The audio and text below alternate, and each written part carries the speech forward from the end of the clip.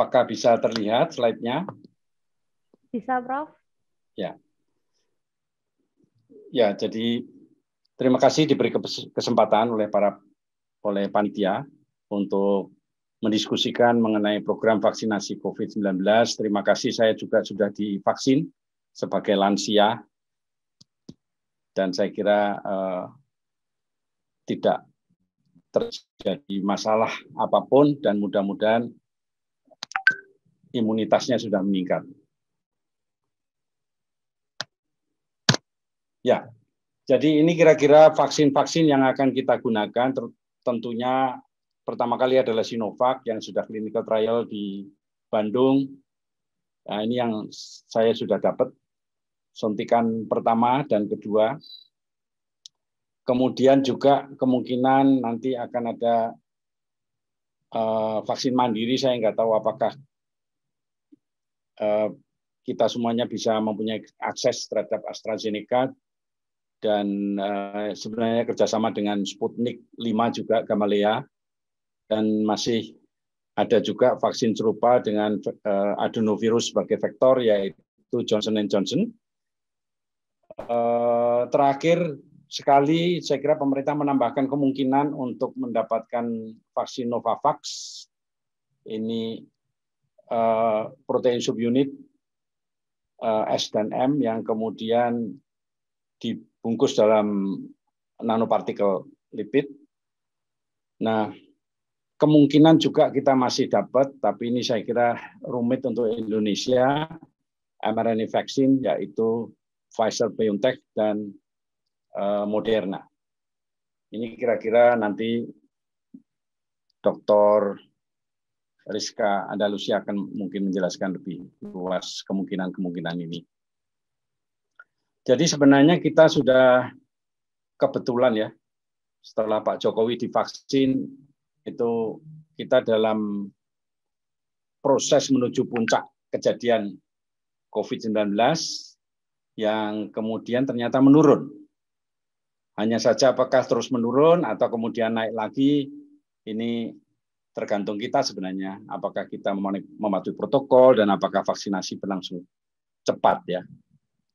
Nah, jadi ada harapan kita akan mengalami penurunan dengan bantuan vaksinasi, program vaksinasi ini. Dan saya kira tujuan dari program vaksinasi ini memang antara lain menjamin layanan sosial dan kesehatan yang terus berkelanjutan. Oleh karena itu, mereka yang di garis depan memberikan layanan itu mendapat prioritas untuk divaksin terlebih dahulu. Setelah itu, saya kira lansia dan komorbid mendapatkan kemungkinan untuk divaksin karena demi mencegah keparahan penyakit COVID-19 yang kalau parah sekali juga beberapa sahabat saya sudah mendahului saya, beberapa lebih muda ya. Nah, ini semoga bisa dicegah dengan vaksin ini, lalu tentu saja bisa mengurangi kemungkinan infeksi atau transmisi di masyarakat. Nah, ini bukti dari Jawa Tengah. Saya kira saya baru dapat bukti ini hanya dari Provinsi Jawa Tengah ya, teman-teman yang mengirimkan. Dengan dimulainya vaksinasi Sinovac sekitar bulan Januari, maka memang terjadi penurunan infeksi di antara petugas kesehatan. Jadi ini di antara petugas kesehatan, penurunannya jelas sekali setelah ada program vaksinasi, kemudian menurun walaupun kita masih menunggu kecepatan dari perluasan vaksinasi ini, saya kira akan semakin menurun lagi. Ini terima kasih kepada pemerintah ya yang sudah dengan cepat sehingga hasilnya sudah kita rasakan dalam waktu singkat ini untuk nakes dan mudah-mudahan juga di masyarakat nanti akan seperti ini. Ini confirm, yang confirm dengan PCR positif menurun. Namun demikian kita sadari bahwa terutama Jawa dan DIY ya, masih sangat banyak kasusnya. Dan saya kira ini membutuhkan intensitas kontrol pengendalian yang luar biasa yang harus ditingkatkan.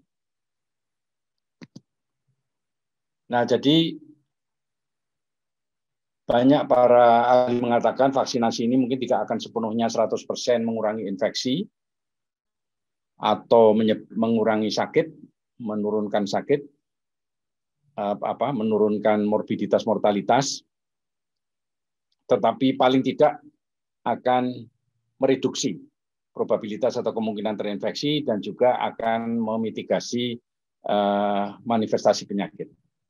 Jadi saya yakin bahwa dengan timbulnya imunitas adaptif akibat vaksinasi, maka tetap kita akan terlindungi dari infeksi maupun dari gejala-gejala sakit yang berat dan kematian. Nah, ini di Amerika, ketika vaksin pertama kali diberikan, maka memang sebenarnya sudah terjadi penurunan. Sudah, walaupun penurunan masih 200.000 orang yang terinfeksi setiap hari. Tetapi dengan adanya vaksinasi kita lihat bahwa penurunan itu semakin konsisten ya. Sampai sekarang juga dengan 14% yang saya kira sudah lebih karena mereka sangat efisien dalam menyebarkan program vaksinasi ini, memperluas program vaksinasi ini, maka kita lihat bahwa penurunannya sedemikian cepat.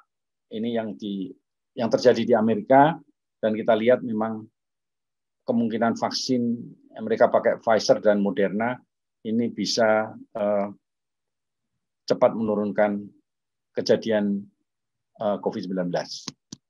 Demikian juga di Inggris,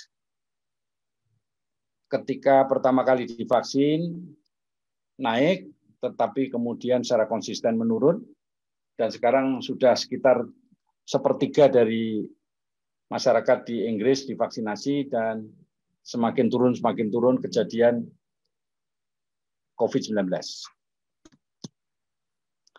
Nah, ini policy dari pemerintah Inggris dalam memprioritaskan vaksinasi, dan saya kira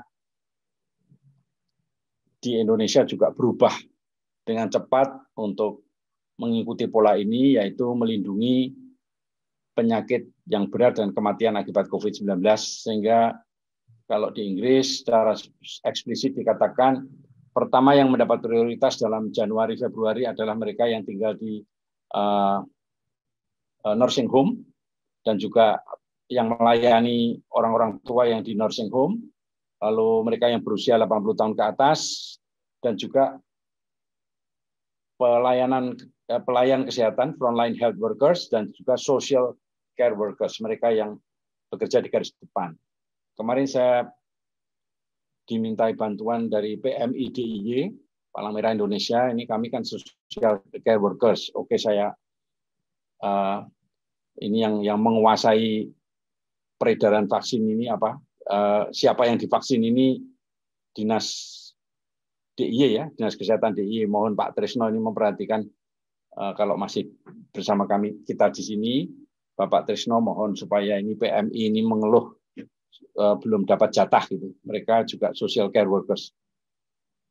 Lalu sesuai umur 70, 74, siap, 79 ya. Siap, Terima kasih Pak Trisno. Siap, Prof. Ya. Nah, lalu yang ya semakin rendah umurnya berdasarkan umur, saya nggak tahu ini comorbid ya, clinically extremely vulnerable people. Saya kira juga walaupun muda, kalau comorbid mereka juga berisiko. Jadi ini secara eksplisit sudah dinyatakan di Inggris. Nah, bagaimana di Filipina? Filipina itu dikatakan longest and strictest lockdown on earth. Jadi mereka itu karena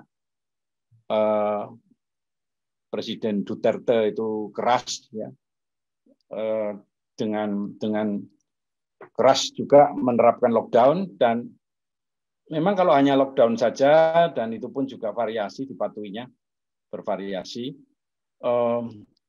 masih menurun, tetapi tetap saja 2.000 di atas 1.000 setiap hari ya, ya lumayan lah.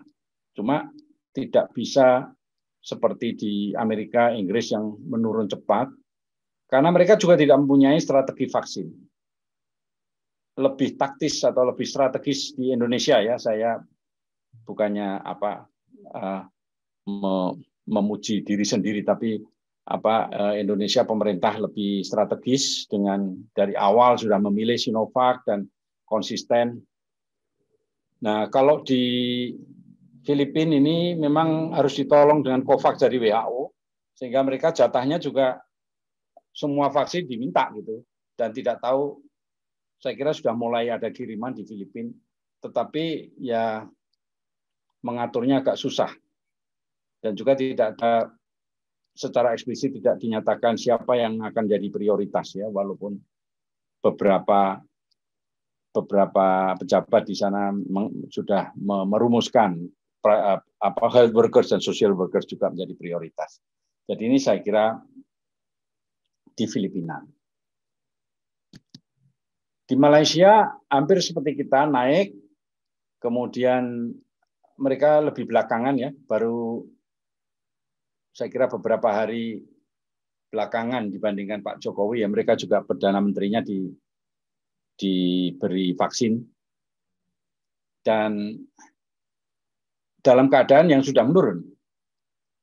Mudah-mudahan juga di Malaysia kasusnya semakin menurun. Saya kira juga sama dengan Indonesia. Kita berharap arahnya tren ini berkelanjutan untuk terus menurun. Nah, ini keadaan beberapa negara tetangga. Di Thailand itu sebenarnya sangat bagus ya. Awal-awalnya merespon, walaupun mereka ada permasalahan dengan rajanya, ya. Kelihatannya juga banyak demo. Tetapi mereka bisa mengendalikan, hanya akhir-akhir ini saja naik. Namun demikian mereka sudah mempunyai strategi vaksinasi. Pertama menggunakan Sinovac seperti kita, 2 juta dosis, direncanakan sampai April. Nah, mereka belakangan mereka mengharapkan turunnya AstraZeneca ya, setelah India baru mereka. Ya padahal ini di Eropa sendiri ini banyak tidak terpakai ini sebenarnya, kalau bisa diminta dikirim ke Indonesia AstraZeneca akan membantu. Dan juga akan konsisten dengan AstraZeneca sampai Desember, ini vaksin dari Oxford dari Inggris. Di Korea Selatan mereka juga sebenarnya bagus mengendalikan vaksinasi, tetapi akhir-akhir ini juga Desember mulai naik. Nah, tetapi mereka sudah mempunyai komitmen vaksin AstraZeneca untuk seluruh penduduk diberikan gratis, ditanggung oleh pemerintah. Dan kira-kira juga baru mulai vaksinasi dan mungkin mereka mengharapkan bisa, memang tidak terlalu tinggi sebenarnya sekarang, tapi bisa menurun lebih cepat lagi. Nah, jadi untuk herd immunity atau seberapa luas proporsi yang kebal akibat infeksi atau terutama juga akibat vaksin, maka kalau campak itu paling tinggi 95%, kalau influenza 80-90%, maka COVID-19 ini sebenarnya kita mengharapkan antara 60% sampai 80%. Syukur bisa 80% penduduk mempunyai kekebalan terhadap COVID-19. Tidak mudah ini karena beberapa orang yang OTG yang terinfeksi itu setelah 3 bulan non-reaktif. Dan ketika diukur kuantitatif juga sangat rendah antibodinya, padahal mereka terinfeksi oleh COVID-19 konfirmasi dengan PCR. Jadi kita masih terus memantau ini seberapa jauh efektivitas vaksin ini, karena yang terinfeksi oleh virusnya saja respons antibodinya tidak semuanya optimal. Oleh karena itu kita tentu akan mengadakan post marketing surveillance, yaitu tadi disampaikan oleh Ibu Kepala Balai Besar POM, untuk memantau kejadian ikutan pasca imunisasi dan juga efektivitas vaksin. Mungkin kita juga akan melakukan sero survei untuk melihat kemampuan netralisasi. Jadi neutralizing antibody titer di komunitas. Ini yang masih jarang kita lakukan. Kalau saya dulu melakukan ini untuk demam berdarah, itu harus di BSL-2, harus terlindungi. Sekarang kalau pakai virusnya harus BSL-3, tetapi kalau kita pakai pseudovirus, ya pakai virus VSV, kemudian diberi virus yang tidak berbahaya, kemudian diberi S protein dari diinsersikan S protein dari COVID-19 ini, maka sebenarnya kita bisa melakukan untuk plaque reduction neutralization test, ya, netralisasi apakah antibodi yang ada di mereka yang setelah divaksinasi ini mampu menetralisasi virus ketika di-challenge di laboratorium in vitro. Ini bagian dari post-marketing surveillance. Pertanyaan besarnya setelah imunisasi ini, mungkinkah kita mengeliminasi COVID-19? Karena bagaimanapun coronavirus yang menyebabkan pandemi pada masa lalu, SARS dan MERS coronavirus itu bisa tereliminasi. Kalau kita ingat sejarah flu Spanyol tahun 1918-1920 oleh H1N1, itu memang menurun, tereliminasi, tapi menjadi endemik. Menjadi endemik, dan setiap tahun kita harus mendapatkan vaksin, ya, terutama untuk lansia dan komorbid supaya tidak terkena influenza. Nah, ini pertanyaan besarnya, apakah COVID ini akan seperti itu, menjadi endemis dan kita harus butuh vaksin setiap tahun.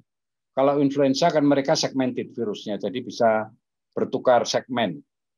Kalau COVID kan tidak sebenarnya, tapi mereka mempunyai kemampuan untuk mutasi.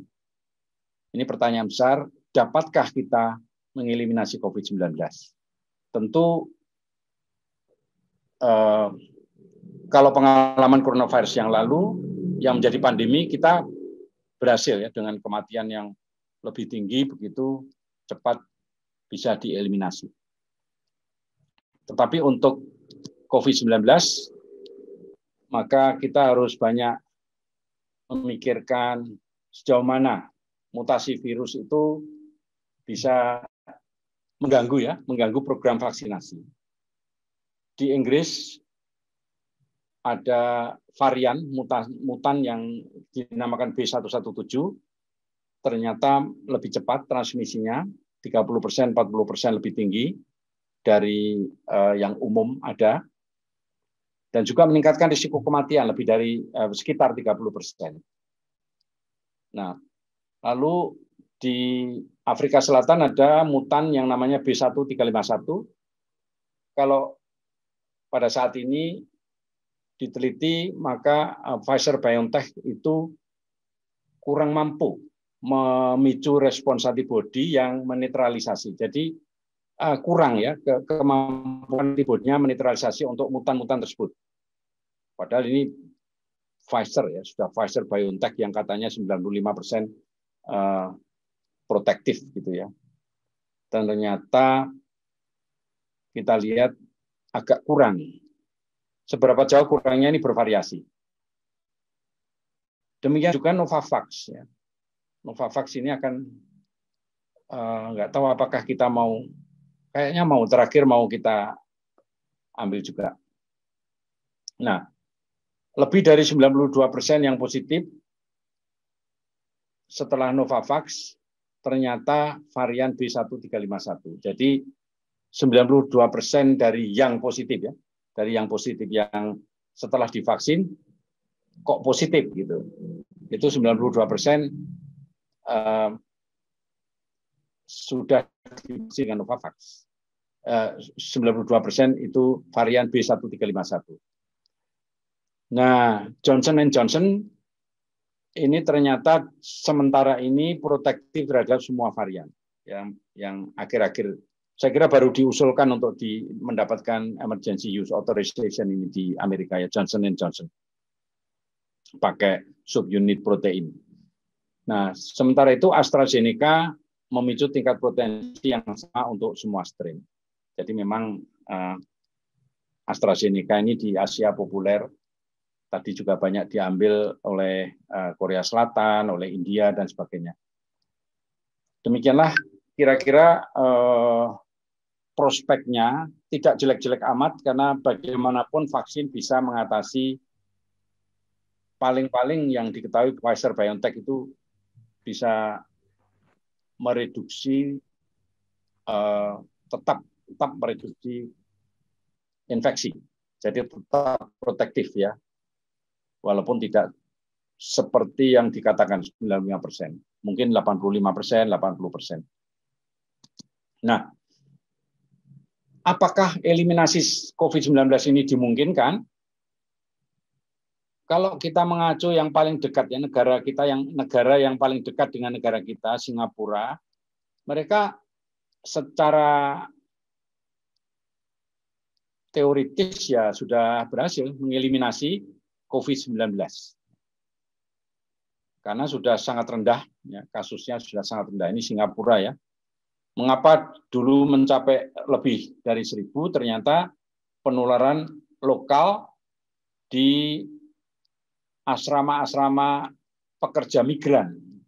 Jadi mayoritas dari yang terinfeksi di Singapura itu adalah orang asing yang bekerja di asrama migran, dan mereka sangat baik perlakuannya terhadap para migran pekerja tadi, buruh di bangunan. Mereka bisa menurunkan sampai kemudian sangat rendah. Akhir Februari ini praktis sudah tereliminasi di Singapura. Demikian juga di Taiwan. Lagi, Prof.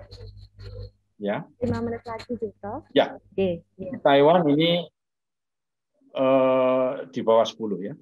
Di Laos ini saya nggak tahu, Laos dari awal tidak terlalu terkena dampak ya.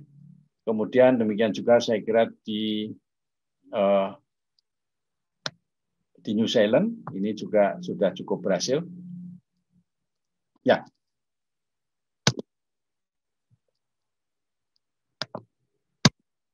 Ya, ini saya kira untuk eliminasi COVID-19 tentu saja kita tidak hanya mengandalkan vaksin. Protokol kesehatan ini yang utama, menghindari kerumunan, jaga jarak, batasi mobilitas, memakai masker sampai bosan kita dengarnya ya.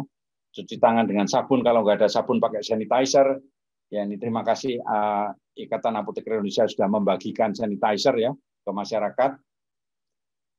Nah, lalu juga screening, testing, tracing, caring, ini juga saya kira terutama di Jawa dan Bali harus secara agresif dilakukan.